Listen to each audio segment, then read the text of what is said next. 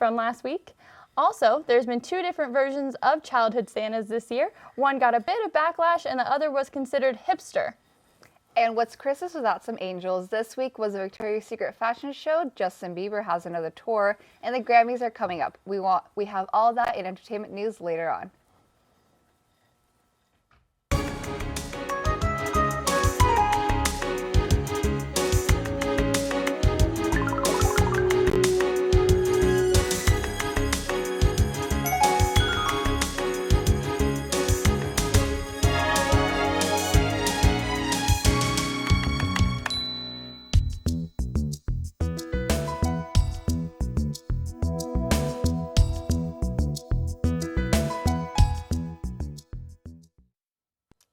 Good afternoon, Rebels. I'm Karina Perez. And I'm Amber Michael. Thank you for tuning in to one of the last shows of this season. To begin the show, UNLV hosts several events every year, including the ones that showcase student research from a number of departments across campus. Let's take a look at how students are using research to land jobs with major corporations. Jessica Sagawa has the story. UNLV hosts a Research Week every year, which consists of events to highlight contributions of the school's research, scholarly, and creative endeavors. Associate Vice President for Economic Development Zachary Miles gives us some insight upon the week-long event. Some parts of Research Week. So the Tech Expo is one that we're involved in. So we try to showcase some of the companies that we work with at the Expo. We also give awards to our researchers that we filed patents and actually have patents that have been awarded to them. So have a nice little plaque that we give. We're also interwoven in other areas, so telling the community as well as on-campus members what we do and how we can serve them. Not only is there a week of research, there's some fun in it as well. Fun to see everyone come in and get excited about research and how it transforms people's lives and how it also helps students participate in real-world activities. The Research Week will be held during the second week of October next year, 2017. The other part that is very exciting is a lot of companies are looking for students that are coming out of universities that have had those real-world experience. So think of being a student, having a company provide research dollars to UNLV to test out their new, best, and cool thing. That's exciting. And then you've got these real-world skills to be able to take into the marketplace, not just the classroom, but actually being engaged directly with what you're learning. For more information, please visit www.unlv.edu/research/Research Week. Reporting from Studio G, I'm Jessica Sagawa. It's great to see peers line up jobs according to the skills they have, especially for seniors who are on their way out. Well, Rebels, the end of the semester is upon us, but how are you planning for next semester? I caught up with a few journalism students to talk about the problems they have been having getting into their classes. Let's take a look. The Greenspan College of Urban Affairs for the journalism department has undergone lots of changes this semester, leaving most of the required classes without teachers for many students. Unfortunately for these students, this is delaying their graduation and even forcing them to take other classes in replace of these ones. I caught up with a few of the students facing these problems to see what they had to say. My expected graduation date is May 2018, which means it'll be 5 years total to graduate. It was supposed to be at the end of the summer, so probably like August, 2017, but now it's probably going to be December. Expected graduation date is May of 2018. Most of the classes that I've had to take, I've been waitlisted for. Even this year, it's my 4th year. I should have priority registration for classes. As soon as my enrollment date was opened, 2 of the classes I needed to take were already full. And there's only 1 section offered of each class, so that makes it a little difficult because classes fill up before all of the students that need to take them can actually get in. Spring semester, but I can't get into them, so I was planning on taking 5, which I'm still going to take, but it's going to be like elective classes instead of taking like the core major ones that I needed. Difficulty enrolling in. When it was my time to enroll, a lot of the classes in my shopping cart were either full or closed out completely, waitlisted. I even had trouble like a few semesters ago getting into journalism 261. This semester 475 I know was closed by the time I could even enroll, so I couldn't even get on the wait list for that one. Journalism 485, journalism 463, which I'm enrolled in, but there's like kind of something going around saying they're changing days and times. I would say it would be nice to have a little bit more communication with the students. I know I've been emailing certain people and I just haven't gotten any responses, or having a more variety of classes that are what is needed to graduate. Remember, Rebels, as the fall semester comes to a close and the spring semester comes to an open, make sure you're setting up your appointments to talk with your academic advisor about the classes you must take. Reporting for Studio G, I'm Amber Michael. After shooting this story, new sections of Journalism 485 and 475 have opened up. If you are still having trouble getting into your classes, make sure you make an appointment with your academic advisor. Much of UNLV has become more diverse. Catherine Ho with the story. There is a growing population of foreign exchange students at UNLV, a majority of them from China. Students come to the States to experience personal growth and to appreciate new cultures. We're standing in front of the College of Hotel Administration, where a great number of students from East Asia attend class. Students come to UNLV to take courses that may not be offered on their home campus and to look for future employment opportunities. So why did you come to UNLV to study hospitality? Because I know the major in hospitality is #1 in US. So what do you think is the biggest cultural difference from China and here in Vegas? maybe the difference. Yeah. We talked to Stowe Shoemaker, the Dean of the William F. Harrah College of Hotel Administration at UNLV. And I've often been asked, why do people come to study at UNLV? And I think the main reason is that UNLV, we are a living laboratory. We talk a lot about UNLV and the hospitality program as really being totally integrated with industry. UNLV holds events to welcome students into the major, where students can freely ask questions and learn more about their career goals. Here, they can network with professionals and be open to more opportunities. Reporting for Studio G, I'm Catherine Ho. It's crazy to see their viewpoint coming into an American school from a different country, and it was really interesting how she said that the food was so different and things like that. Like we don't think about it that way. It's like, oh, American food, whatever, it's so diverse, but to them it's like another completely different level. Exactly. And stuff like that. Yeah. Exactly. When we get back from break, we will have all of your entertainment news. Stick around. Boy Miles Low. This is your girl Scribecast. My name's Fabian Stefan. Perpetual Player One. And I'm your host, Brandy the Prince Madison. My name is Haley Rogers. From the Miles Low Midweek Show. The Scribecast radio show. You can listen to Pixel Jam. Press start to play. And this is the Takeover. Rock on Rebel. On KUNV HD2. From the RebelHD2.com.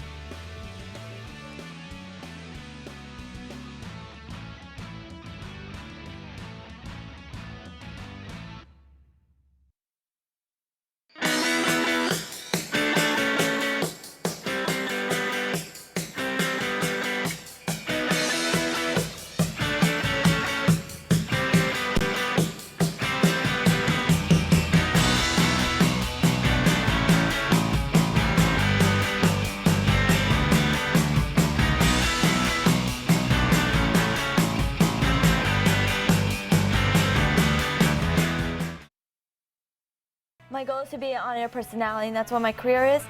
It feels really incredible because I've been wanting to do something like this for my whole entire life since I was little. I mean, it's an opportunity to express myself, get my voice out in public, and get heard for things that I feel strongly about. This station helped me out a lot, gave me a lot of information I didn't know about a radio station in general. It was really easy to get a show here. I took the classes and did the shadowing. They give you a lot of freedom to do what you like, and I feel like there's a lot of support in places you can get answers to. It's just an incredible experience because I could take what I learned here and I could turn it into something more.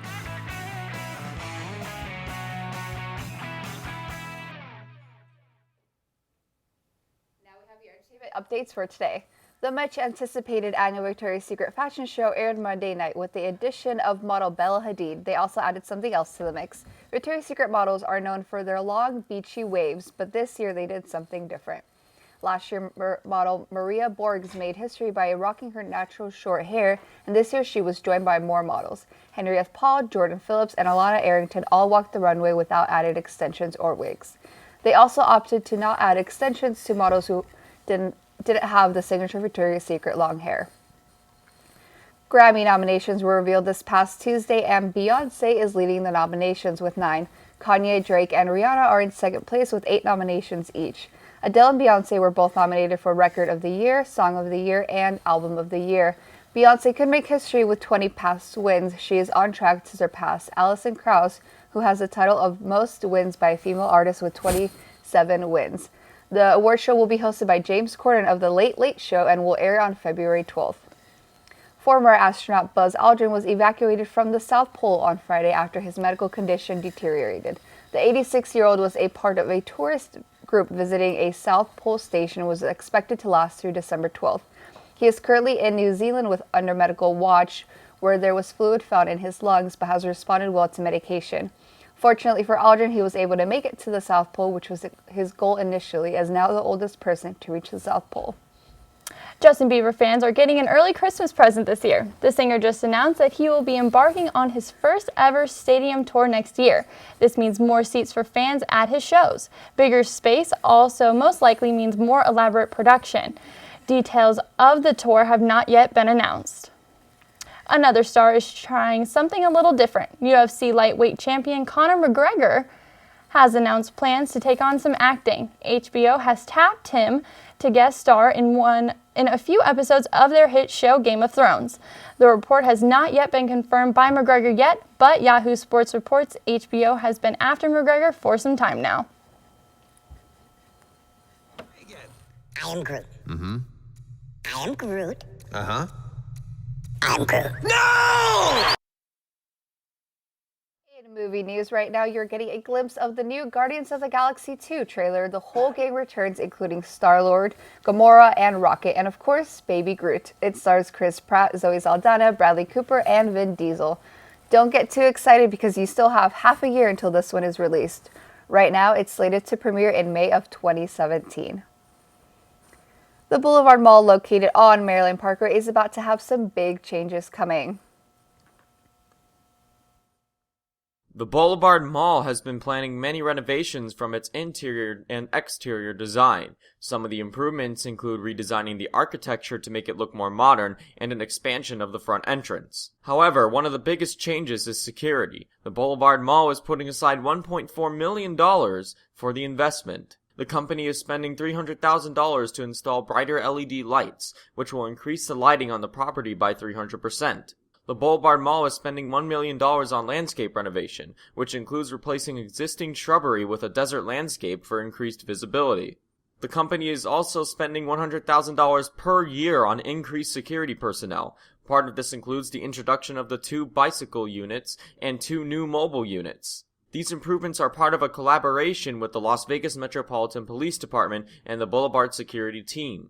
An official statement from the Boulevard Mall says, quote, "The goal is to make the Boulevard more than just a place to shop. It's about education, entertainment, and bringing the community together for a great experience." For Studio G, I'm Nathan Asselin. If you want to find out more about the renovations, you can visit their website at www.boulevardmall.com. And now let's go to Mary Jane for a World Update. Thank you, Karina. Authorities in Ghana have busted a fake United States embassy run by Turkish and Ghanaian organized crime. The embassy opened 3 mornings a week and did not accept walk-in appointments. The criminals advertised on billboards in Ghana, Togo, and the Ivory Coast. They brought in clients from across West Africa to Accra, where they rented them hotel rooms in nearby hotels. The criminals running the operation were able to pay off corrupt officials to look the other way.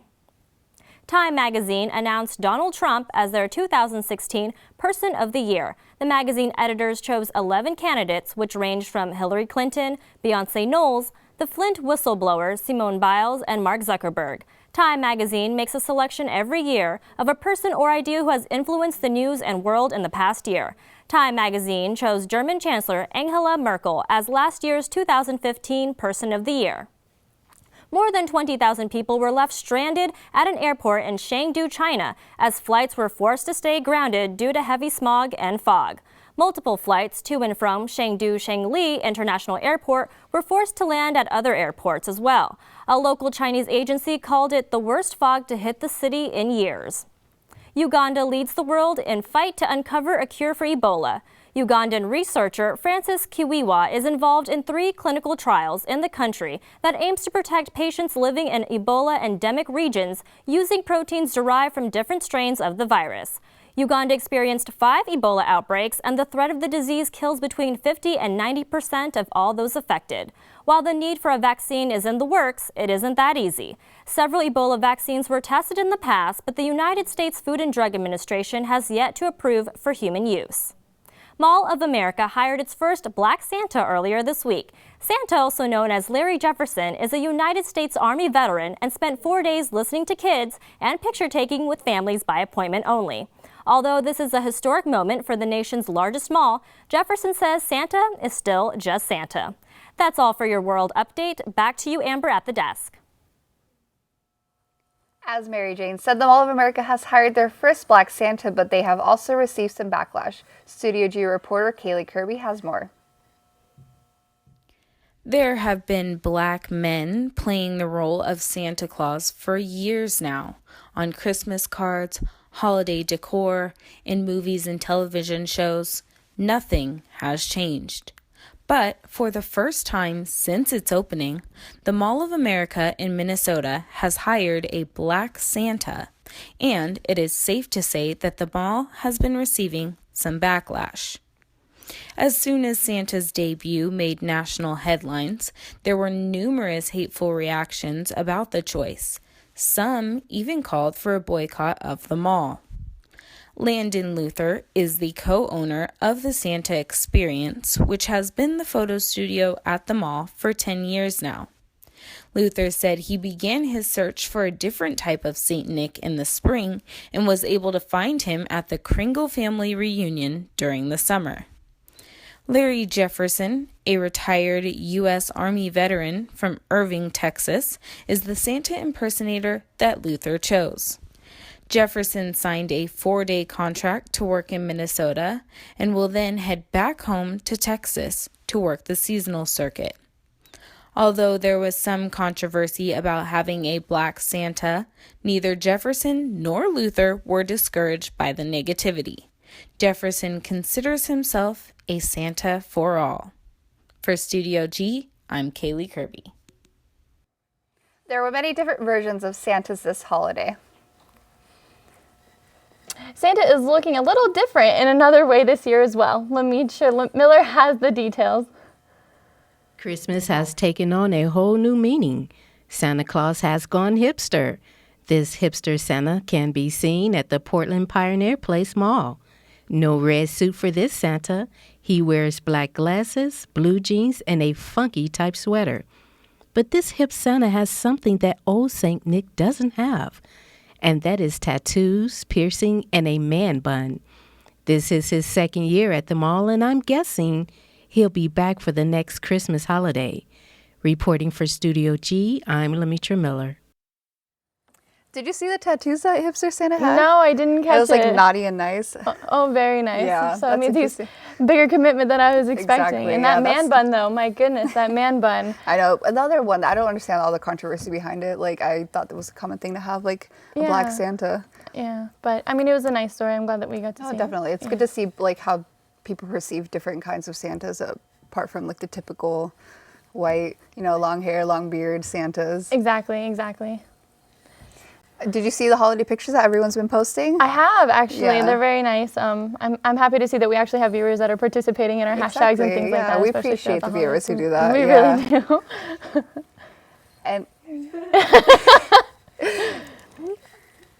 And do you ever go and see Santa and take pictures? I do. I've actually never done that. No, every year my family, we used to do a holiday card, and I don't really know what happened, but we kind of stopped doing it as like all of the siblings kind of grew up and moved out of the house. No, usually what we do for like our little family card, we go to the Bellagio, the little gardens, and we just take a family picture there, and my mom send it home to her mom and stuff like that. Very nice. Now we're going to toss to a quick little break. Ever wonder what makes us, the Smurfs, so happy? The forest, of course. This is where we, along with the beautiful forest creatures, make our home with beautiful plant life, clean water, and endless adventures. It's a place to celebrate. It's time to celebrate. Discover the forest with your family today. Visit discovertheforest.org to find a forest near you.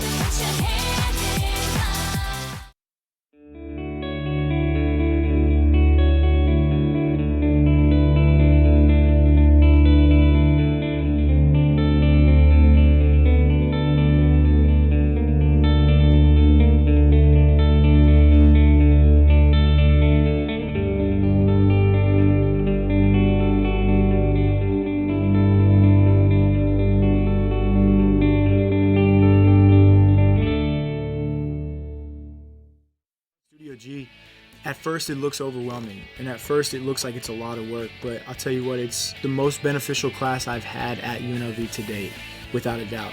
You get to not only develop stories and work on your interviewing skills, your editing skills, and your shooting skills from a camera perspective, you get to work on all the equipment that's in the studio.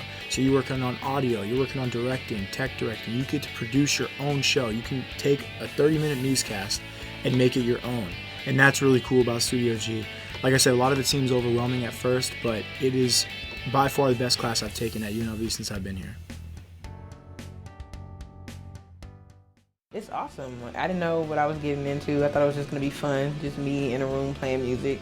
And it's blossomed into something beyond what I imagined. Like, people just love it. There's like, a lot of people are eager and excited to be a part of UNLV radio. A lot of people didn't even know UNLV had a radio station, so I'm glad to be bringing that awareness to the Vegas community. It feels great. You know, it's a great accomplishment because it starts as something that nobody knows about. You get to build it from the ground up. So it builds your work ethic.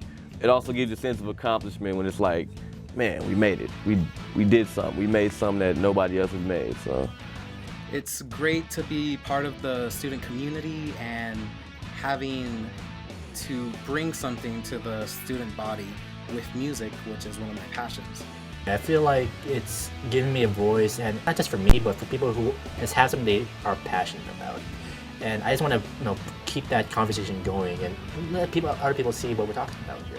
It's amazing to have an opportunity to play whatever it is that you want to play. It's also a great way to connect and meet with new artists, great people, just music lovers in general. What's up, it's your girl Scribe Cash. This is the Prince Madison. This is the Takeover. Played by the video game's live orchestra. Yeah, on Twitter, @MilesLowMusic and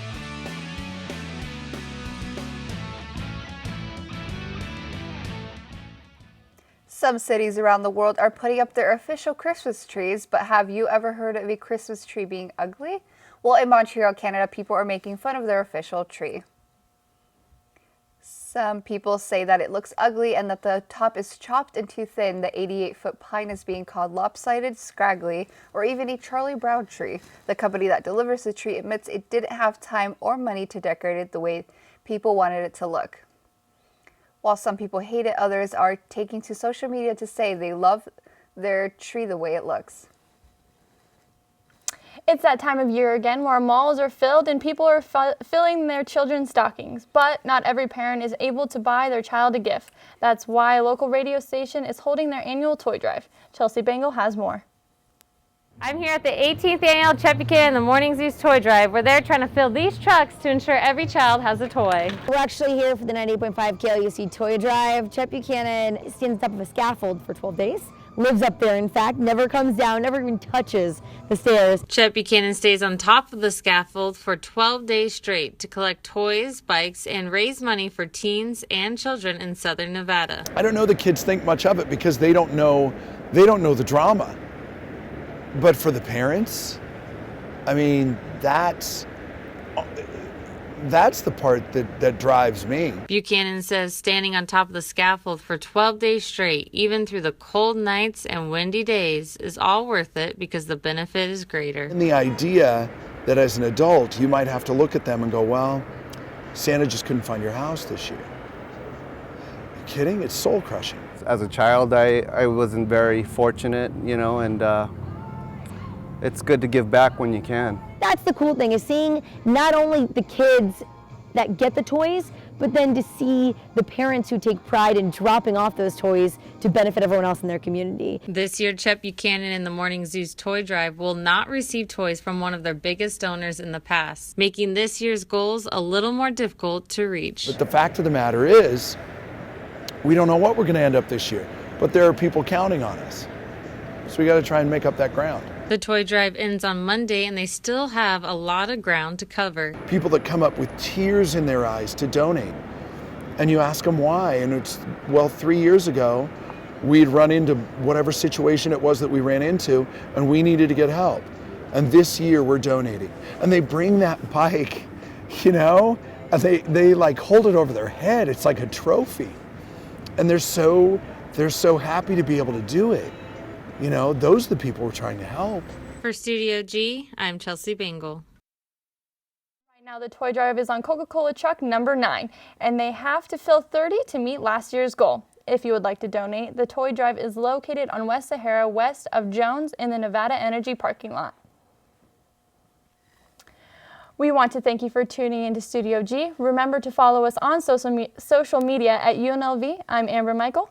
And I'm Karina Perez. Catch our last show of the semester tomorrow and have a great day.